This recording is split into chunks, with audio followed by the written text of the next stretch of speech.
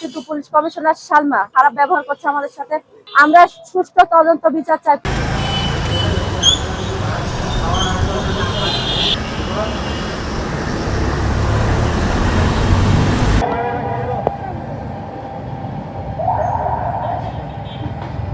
আমার ছবি তুলছেন কেন আপনি?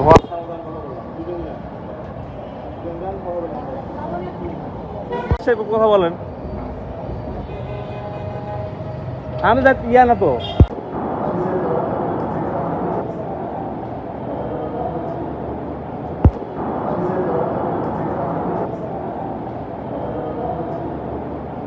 আমি মোসাম্মদ সুমি আক্তার মনিরুল ফেরদৌস এবং তার স্ত্রী মনিরা বেগমের কাছ থেকে সুদের টাকা নিই।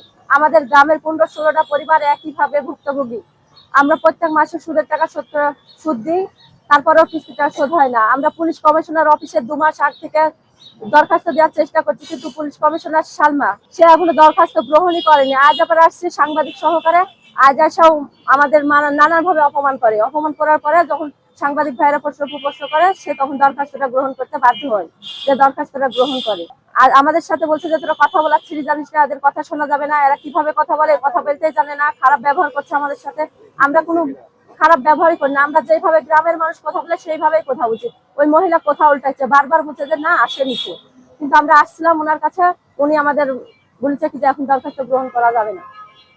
আমরা সুষ্ঠু তদন্ত বিচার চাই। 15-16টা পরিবারের চেক স্ট্যাম্প দেওয়া আছে, আমরা চাই তদন্ত হোক, আমাদের চেক স্ট্যাম্প ফেরত দিক। আমরা ওর লোন শোধ করতে পারছি না, আমরা বেশি টাকা নিইনি।